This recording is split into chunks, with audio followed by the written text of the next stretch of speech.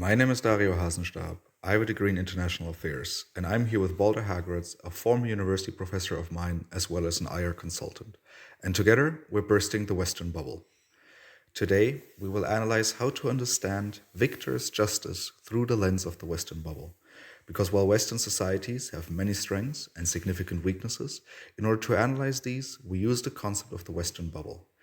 If you would like to know more about this concept, this podcast, or who we are, make sure to listen to our newly recorded introduction episode.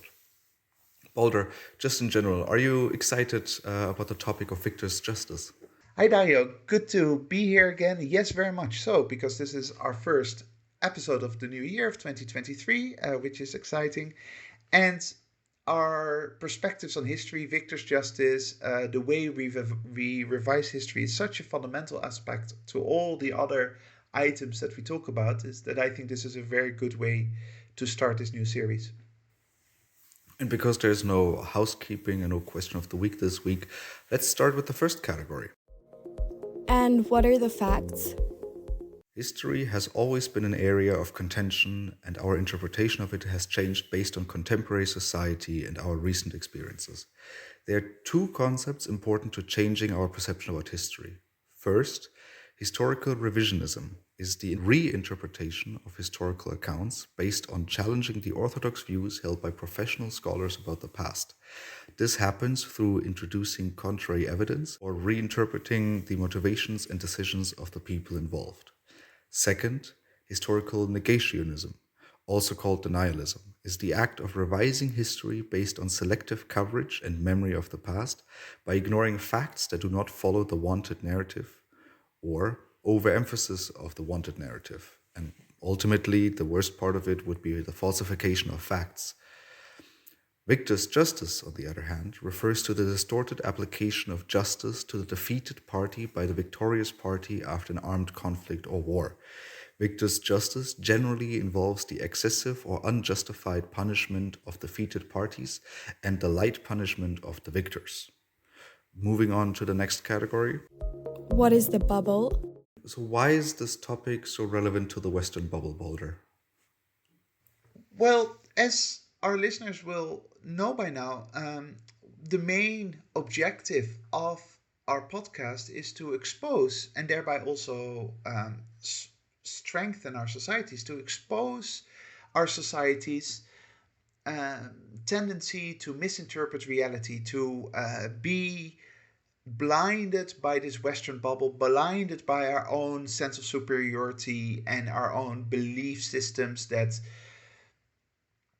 place other governance systems, other perspectives, other cultures at a lower level than our own, and thereby essentially us, the West, whoever that is, shooting themselves in the foot, shooting ourselves in the foot, making our connection to reality more fragile, less robust. And so historical revisionism is an important aspect to how a society sees itself. How do we interpret history? How do we understand where we come from and what our behavior has been in the past, and how does that explain the present and the future? So when you have a West that has been so successful for such a long time and now occupies such an important place in geopolitics, then there's a real risk that that society misinterprets history, denies certain aspects about their own history because they believe they are the winners of that history. And that's where it becomes a big problem, because if once you believe that you are the winner, once you believe that you're the epitome of success, of historical success, you no longer learn about your own weaknesses, about your own fragility, about your own destructive behavior, and as a result you're going to make an increasing number of mistakes in the future. So you basically start losing grip on reality. You start losing And grip I, on reality, you start deluding yourself. And I think there's a few different examples that we want to talk about here. The most obvious one, given our past episodes, would be the United Kingdom. However, we've already talked about the United Kingdom twice in our podcast so far. So today, when we're talking about societies that started to lose grip on reality, let's start with the Roman Empire. So what happened there? What were the mechanisms that suddenly the Roman Empire started losing grip on reality? Well, it's really the Roman Empire is a really good case study for us because obviously this is a podcast about the West. I'm sure that there are other examples from elsewhere in the world, but the West always looks at the Roman Empire as an important stepping stone towards our own superiority, right? So you've got ancient Greece, the Roman Empire, then the Dark Ages that we don't like talking about, and then our rise of the Renaissance and then Enlightenment, etc., Industrial Revolution, leads up to our brilliant success in the 21st century. Now, the Roman Empire, its strength, its robust nature, and this is not about morality, it's simply about their ability to position themselves in antiquity as a force to be reckoned with, all comes from their republican period. It all comes from the time, the first 500 years of its existence, basically, where through very, by the way, very interesting dynamics that we don't have time for to discuss in this episode, the Roman Empire builds a very strong internal system, which then allows them to very effectively conquer other people. Now, this is not a moral judgment about whether conquest is good, but it made them historically successful. This was based on a real drive that existed within Roman society to prove itself, to improve itself, to learn from others, to copy lessons from, for example, Athens and the ancient Greeks, from other cultures, and this drive led them to historical success. Then, around roughly the year 30 before Christ, BC, the internal makeup of the Roman Empire shifts into an imperial system. After Julius Caesar, with Augustus, you get an imperial Rome. And for the next 200 years, you get the Roman Empire that we typically think about, that has conquered most of the known world known to the Romans, that has a relative stability internally, and that is incredibly successful in establishing infrastructure, education, literature, those kinds of things. But it's exactly in those 200 years that the Romans start becoming full of themselves. They become deluded about their position in history. They think that they have a sort of inherent right to be where they are and to be the masters of the world as they know it. Whereas the only reasons why they're there in, let's say, 100 AD is because of those 500 years previously, where the Republic worked really hard to set up this success, right? So you see that you have this Roman middle class, the Roman citizens, that become basically deluded about what makes them successful. Rather than looking at reality of what made them strong in the first place and where they went wrong in the past, they start believing in a divine right, a divine nature of being Roman that allows them to be where they are. And some Roman authors actually write about this. Tacitus is very critical of Roman society at the time, and the oppression that he perceives exists with the imperial Rome.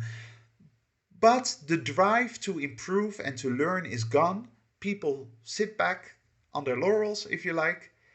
And the result is that 100 years after that, the Roman Empire starts collapsing. And 250 years after that, the Roman Empire is essentially gone. So here the important thing is stage 1, building up. Stage 2, self-satisfied smugness. And then stage 3, destruction of your civilization. And that is kind of the pattern that you see throughout history happening. So this dynamic is not exclusive to societies because we also see this within individuals. I mean, we're thinking about what Hitler, Napoleon, or Putin. And I think Napoleon here is the most interesting example because it follows a very similar pattern than the one of the Roman Empire. by 1806 or 1807, Napoleon was at the peak of his power, at the peak of his success. And what you see in his own behavior, that he becomes less critical of his own abilities. He believes that, for example, invading Russia is something that he can take on now because he had this military success previously.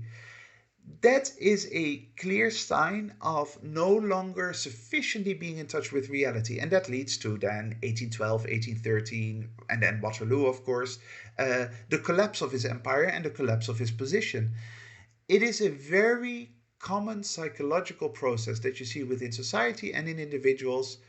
Drive to improve yourself in your position, initial great success, then a period of stability which you misinterpret as a divine right to that success rather than the result of your very hard work at the beginning, and then a collapse of your position in later years.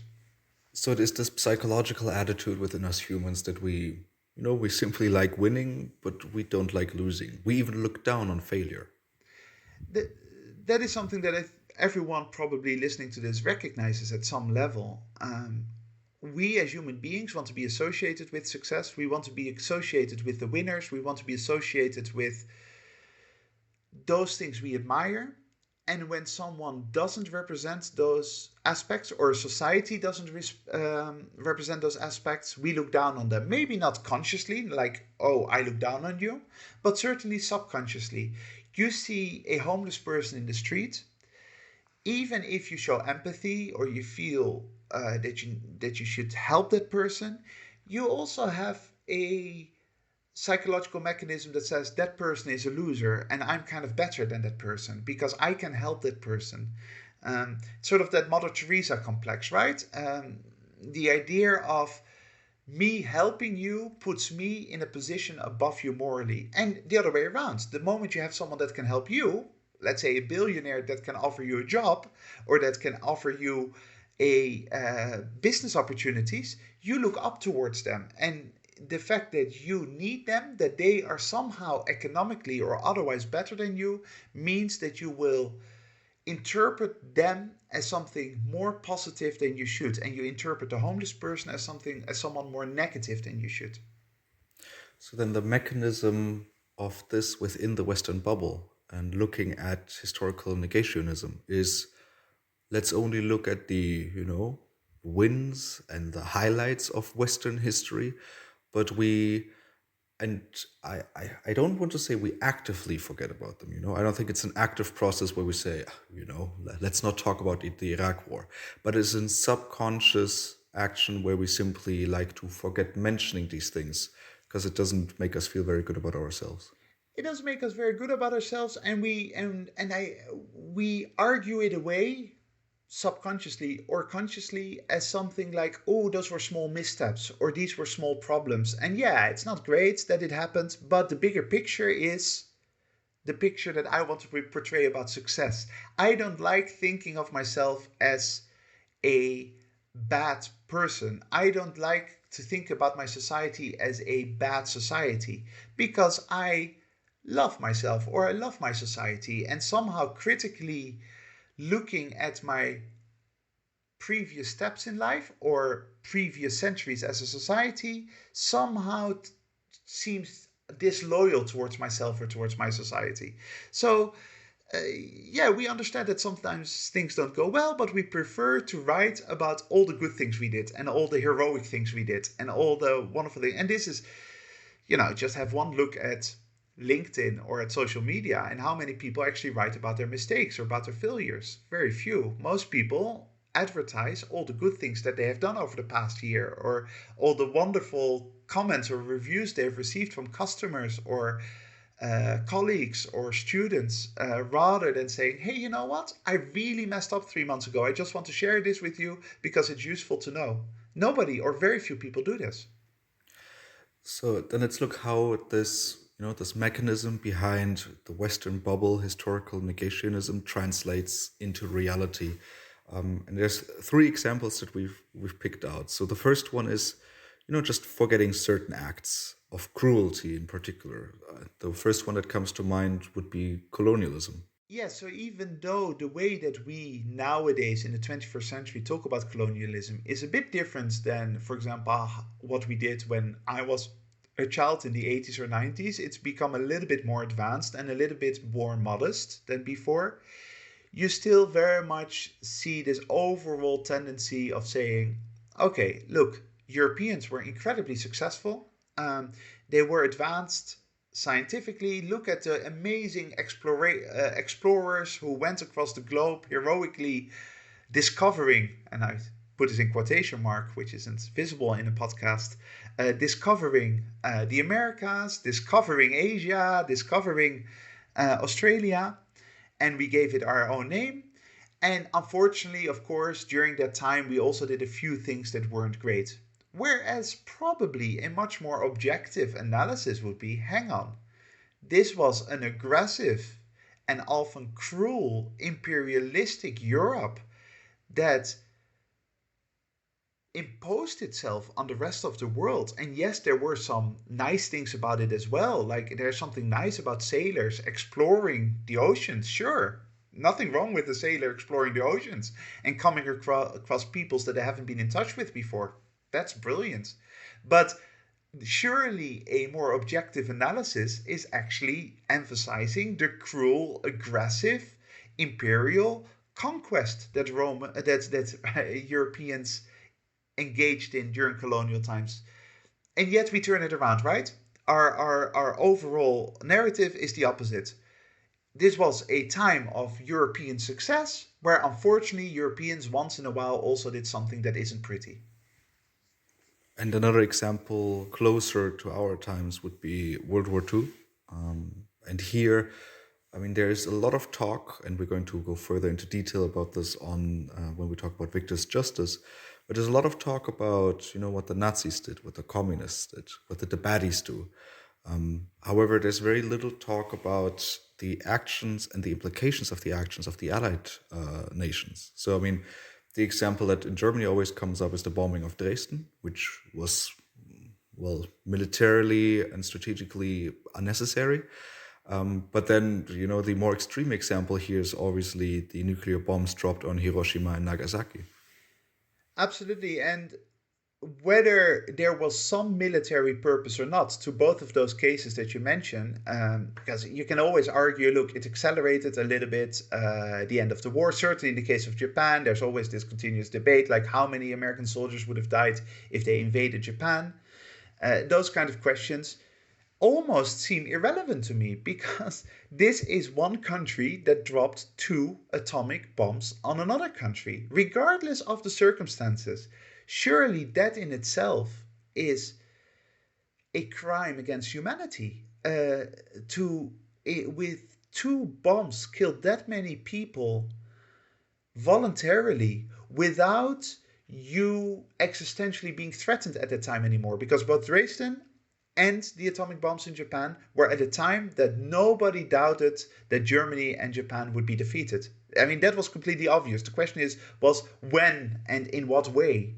So, regardless of the military purpose behind it, which was probably minimal, but regardless of that, how come that we actually debate the morality of dropping two nuclear weapons on a country? This is a really, really good example of how we tweak our historical awareness in a way that fits the narrative that we need to have in the present day, in contemporary times. Because communism was bad and is bad according to our current system, Nazis were bad according to our current system. Therefore, it is fine to engage in behavior that in no other circumstance we would agree with. And that is, of course, very self-destructive because it means that we do not sufficiently learn about our own identity and we are much more likely to make these similar mistakes in the future. The last example I want to talk about with regards to historical negationism is it's not as aggressive or it's not as, militarily aggressive, but it's, believing that all science of the world, all the scientific discoveries that we enjoy nowadays, that they are Western, that they are inherently Western, completely ignoring that, especially the Middle East, the Fertile Crescent used to be the birthplace of so many scientific inventions that we still benefit from today. Yeah, and again, here it is about emphasis, right? Because I would like to think any reasonable knowledgeable person would acknowledge that there have also been non-Western scientists, but the overall tone is the West has scientifically created the world that we live in today. And yes, there may have been some Muslim scholars, and yes, there may have been some Jewish scholars, and some people in China also did some stuff. But in the end, the West is responsible for all these advances that we are enjoying today.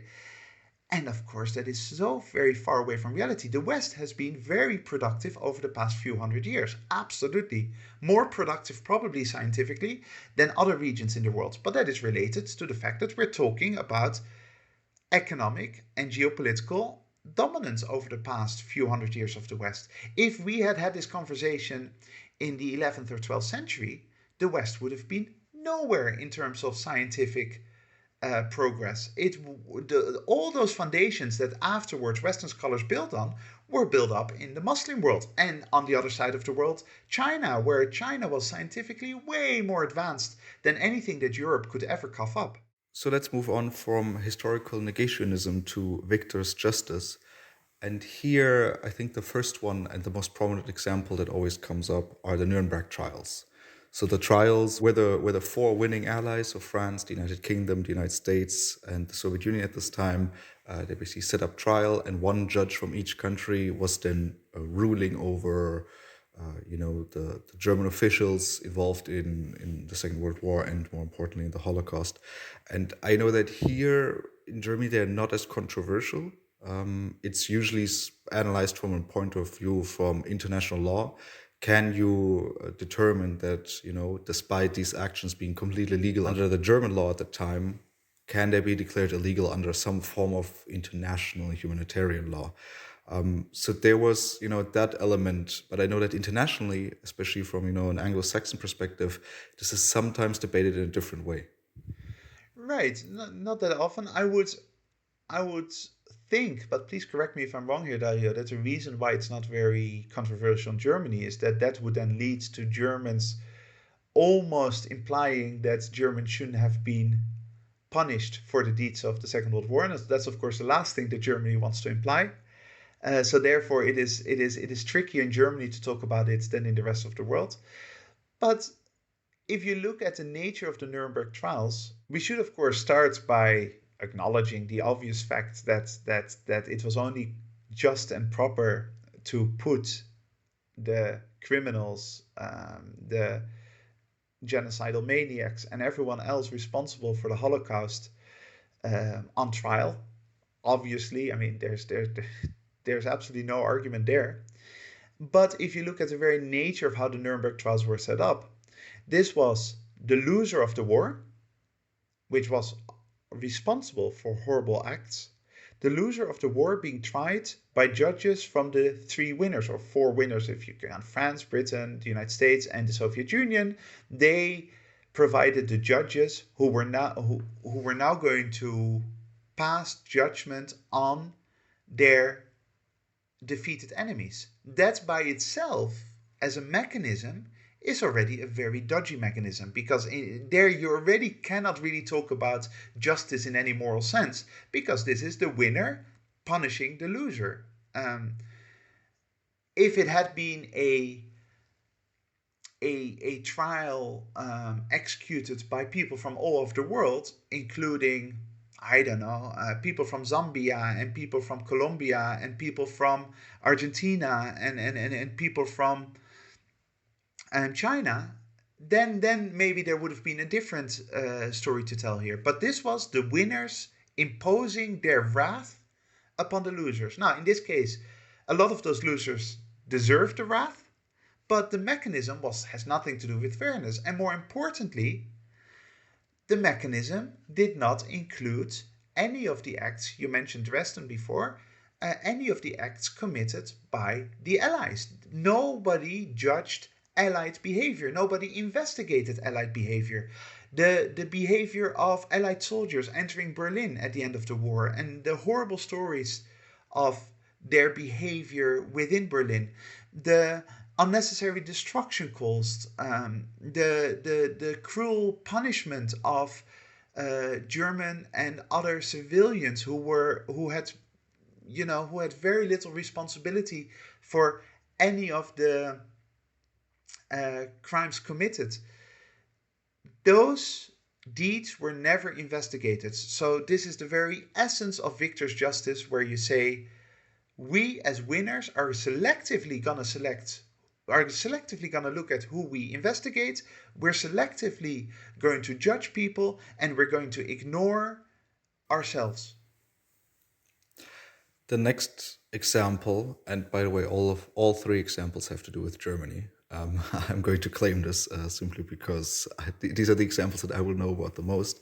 Are the DDR trials, as they're called in Germany, so the Democratic Republic of Germany, East Germany, that after unification, so after Germany was unified, the West and the East came together, which is already a difficult, phrasing of it.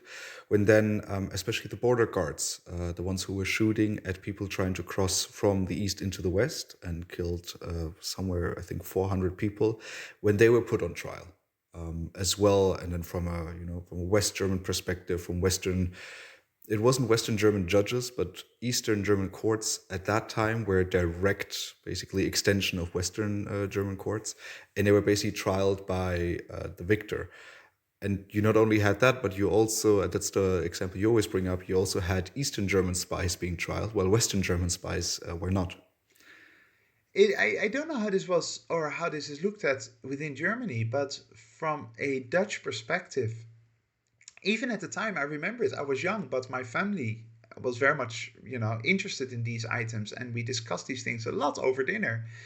And paying keen attention, it was completely obvious to me and to everyone around me that this was a takeover of Eastern Germany by Western Germany without any recognition of the rights of Eastern Germany to have done its own Westphalian deeds within a Westphalian system, right?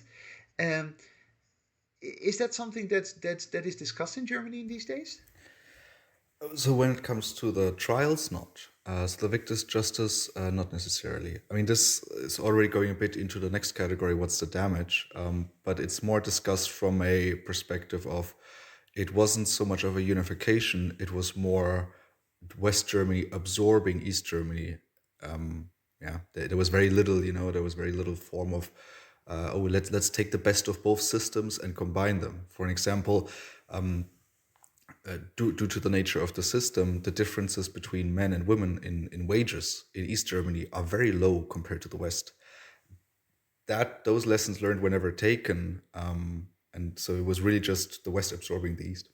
And the result, of course, would then be that you have a large segment of the country that feels under recognized, underappreciated, and kind of secondary citizen because their customs and their traditions built up over decades are not being recognized. Their legal system is basically thrown out of the window. And the more powerful tribe, the Western tribe, basically rules the country that they are now part of. And that, of course, leads to all kinds of long term problems, I would assume. Exactly. I mean, so now this is really already the damages. But if you look at the political map of Germany, before the rise of the alternative of Germany, a more right wing party, it was always the left wing extreme that gained the most votes. Like compared to the west of Germany, like a disproportional high, because they called them protest votes. So there's about 20 to 30% of East Germans that do not feel like any of the traditional parties in the country reflect them, and therefore they vote out of protest for extreme parties. Surely there's one principle of justice that applies to any reasonable framework, namely that if I live today in a society that allows me to do something, and tomorrow society changes its laws, its legal system, changes its morality, and says you're no longer allowed to do that, I can't be punished for doing those things that I used to do before. So, for example, if before I would be allowed to drive 140 on the motorway, and now society says you can only drive 100 because it's better for the environment and it's too dangerous to go faster, then surely I can't get a policeman arresting me or fining me for having gone 140 when it was still allowed. And that seems exactly what has happened with East Germany, right? East German behavior was allowed under the East German system. West Germany takes over and not only says, hey, now East Germans, you have to change your behavior, but we're also going to judge you for your behavior when you were allowed to do these things. And then the third period of German history, or recent history that people remember, would be World War One, and this is also the third example we want to bring up, but not necessarily the actions of the German armed forces during World War One, but rather the Treaty of Versailles afterwards. So the treaty that basically determined, I think it's in Article 213 or 230. Correct me if I'm wrong, dear listeners. Please send an email, where it's dealing with the reparations that Germany has to pay to the rest of Europe and to France in particular. And it's a ridiculously high amount. We're talking about billions of Deutsche Mark a time. And it was, well, there are different historical accounts on this. Some say it was clear from the beginning that Germany would never be able to pay for this. Some others say it was more the political will. But both interpretations show into the same direction, is that either you cripple the German economy, which is referred to as a Carthaginian peace, where you cripple the economy and the system of the defeated party to the extent that it will never rise up again and never be of danger to you again. So this interpretation, you again have this massive humiliation to the Germans, and this is also how we were taught some of the origins of World War II in Germany, is that people feeling absolutely humiliated by the West, by the rest of Europe, and hoping to regain power and prestige.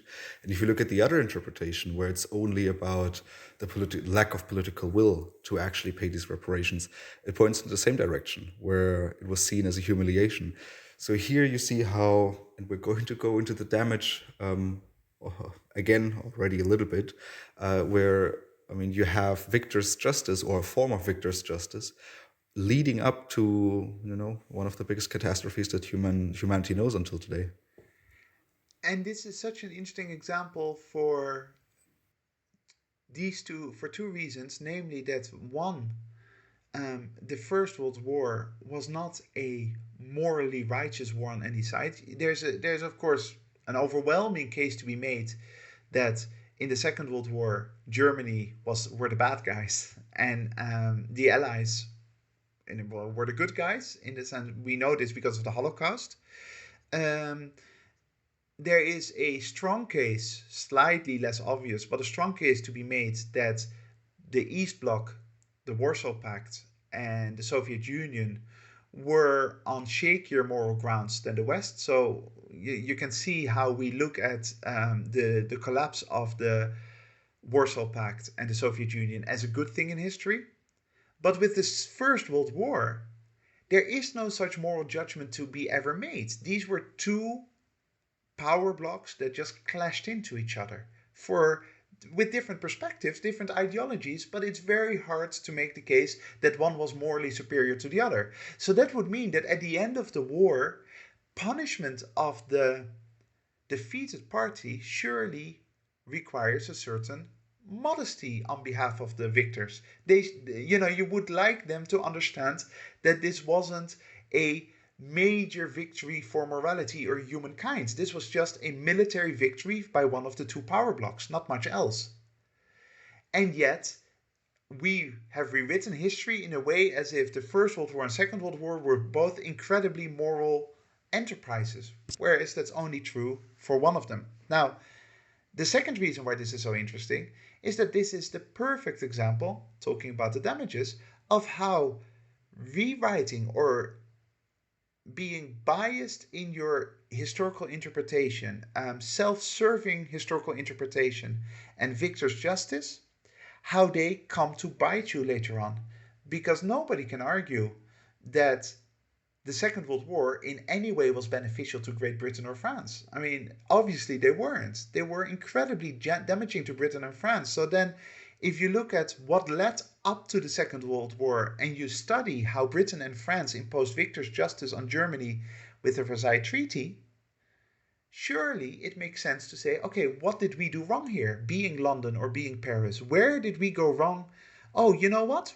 We shouldn't have engaged in victor's justice. But that kind of exercise doesn't happen because of our myopic nature when it comes to historical morality.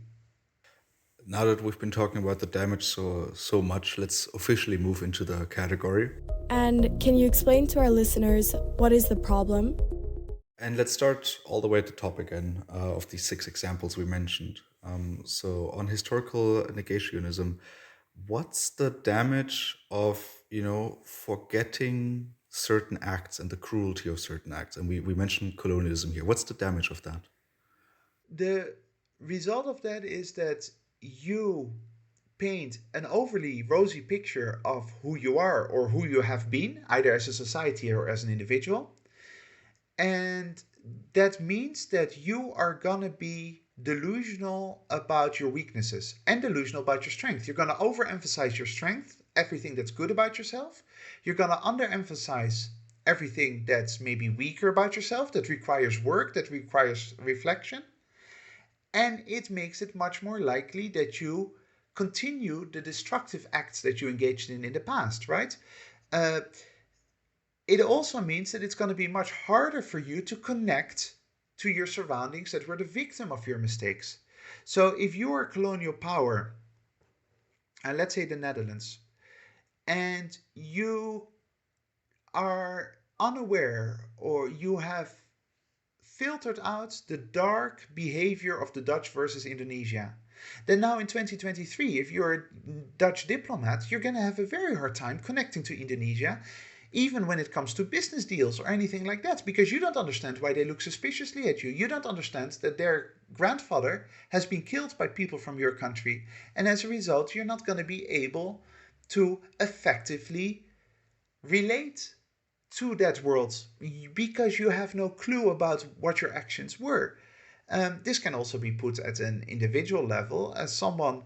If I,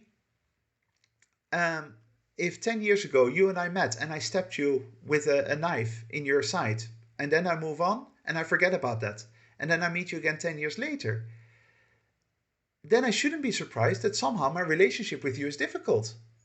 If I had remembered, maybe I could have given you flowers and apologized. I should never have done that. Please forgive me. Can we still do a podcast together?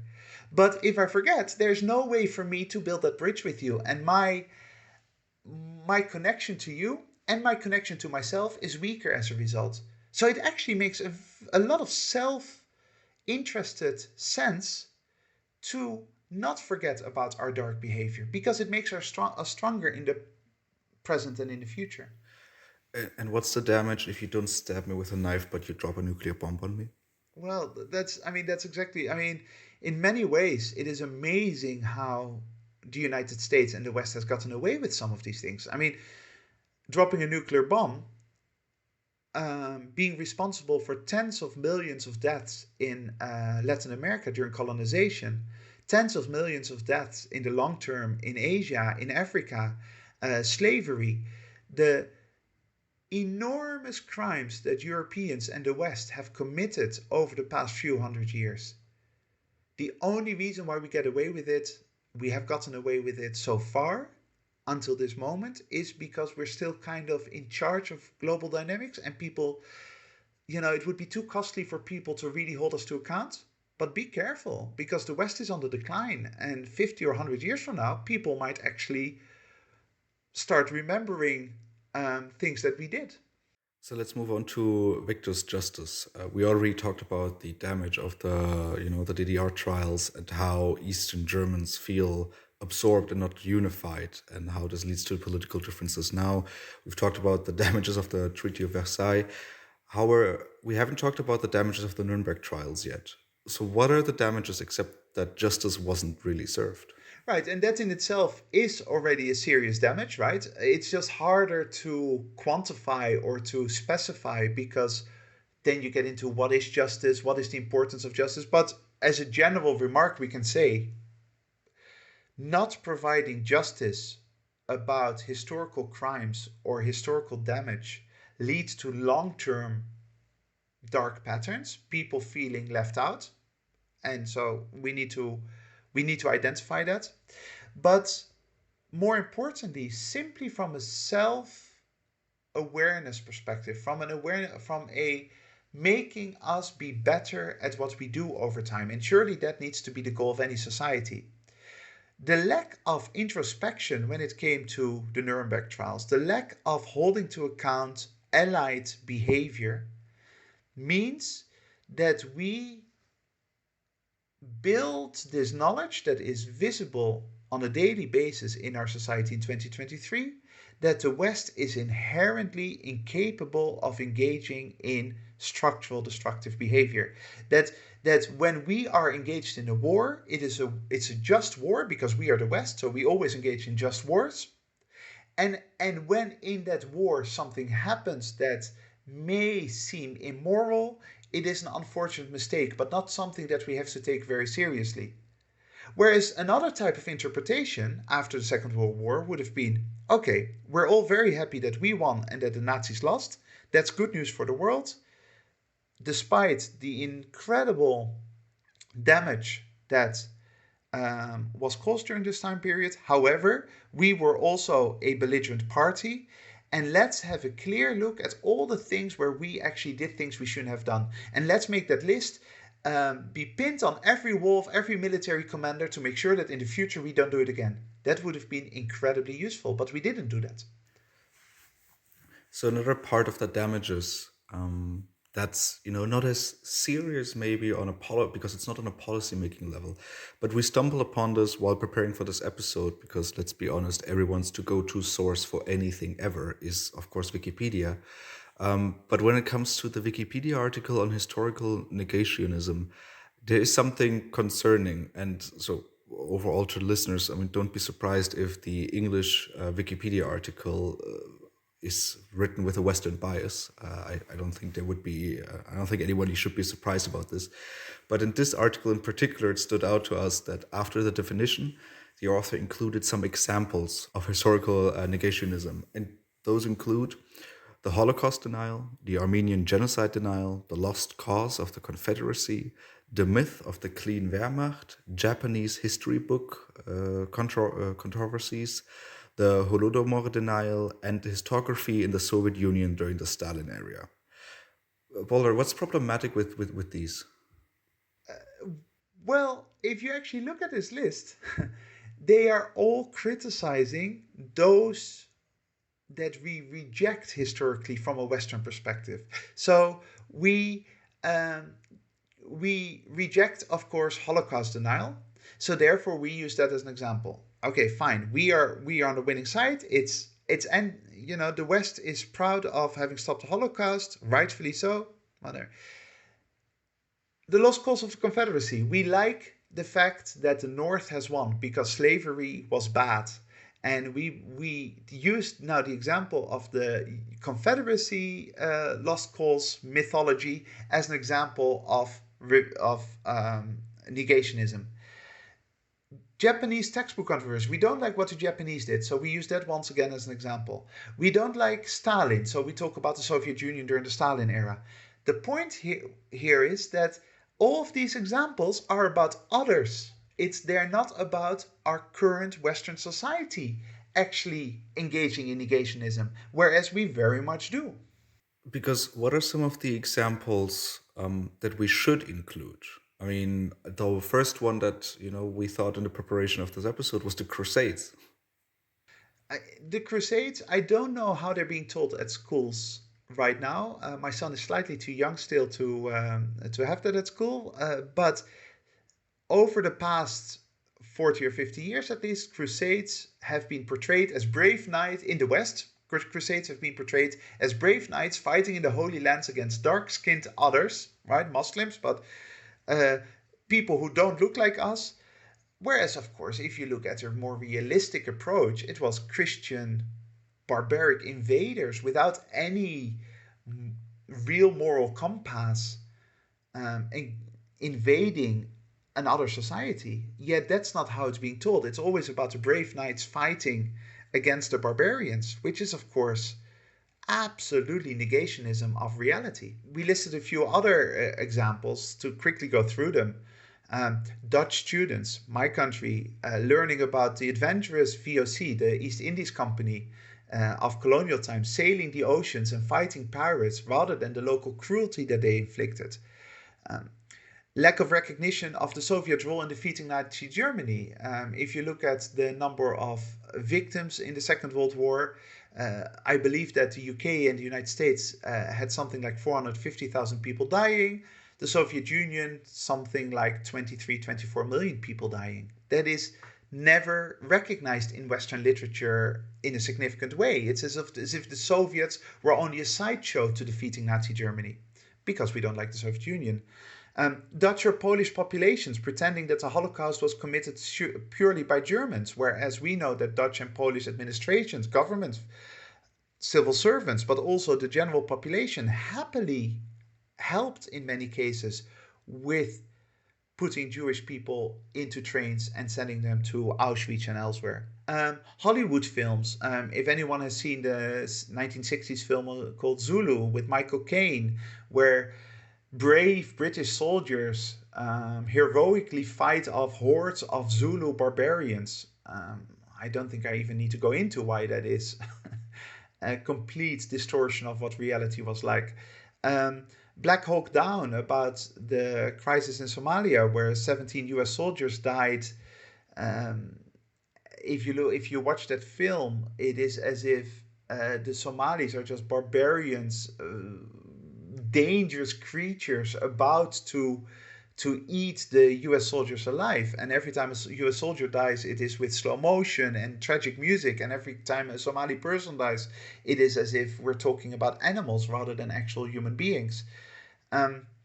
Another example, Western foreign policy towards the Middle East in the 80s and 90s, which then led to an awful lot of destruction afterwards. The West trained and equipped Osama bin Laden as part of the Mujahideen fighting in Afghanistan against the Soviet Union. The West supported Saddam Hussein in a barbaric invasion of Iran. No one actually is interested in analyzing what went wrong there. Some academics are, but not in a general population media perspective. Much closer to home, ignoring the Iraq War in school curriculums, ignoring the deaths in Iraq in the 1990s after the embargoes, the sanctions were placed on Saddam Hussein's regime.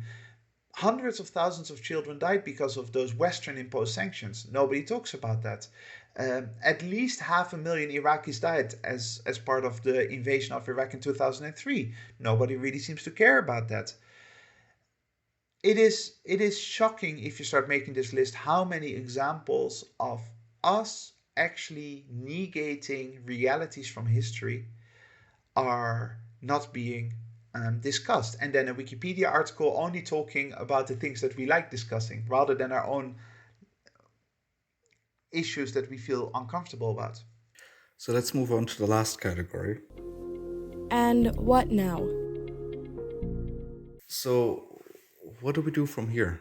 I mean, how do we revise history books? Well, here's the thing. So history in itself, the discipline of history is not about the past, but it's about our most realistic, our best interpretation of the past, right? Our best guess of what actually happened, if you like. And so it's perfectly right for society to continuously engage in revisionism. That's what we do. That's fine. Now, ideally, based on what we just said, you would like us to become better and better at neutrally, or at least objectively, or at least self-critically evaluating these historical events, so that we can become better as a society, so that we can learn from our mistakes, much more so than learn from the mistakes of others. In many ways, it's not very interesting to learn about the mistakes of those who we defeated. I mean, that is not our purpose. Surely we need to learn about what we did wrong and how we can do better in the future. Unfortunately, what you see is that the dynamics go in the other direction. We live in such a tribal time when it comes to the internet, social media, is that you are almost not allowed to question the validity of your tribe, to question the superiority of your tribe, whether it's a Western tribe or left-wing tribe or right-wing tribe. And as a result, history becomes history becomes this toy that we shape according to our own image, depending on political circumstance, rather than actually engaging in history as a serious discipline that needs to be understood in the best way possible. And based on this, we actually have some homework for our listeners here because we're really interested in how were you taught about the Iraq War? About one or two, choose either one of them, because we could not figure out, how is it being taught in schools right now, or how is it being taught in universities, or did people learn about it at all? And so it would be really, really great from all of our listeners if you could send us an email to thewesternbubble@gmail.com and quickly let us know, how was the Iraq War taught to you? And whether it was told at all, of course.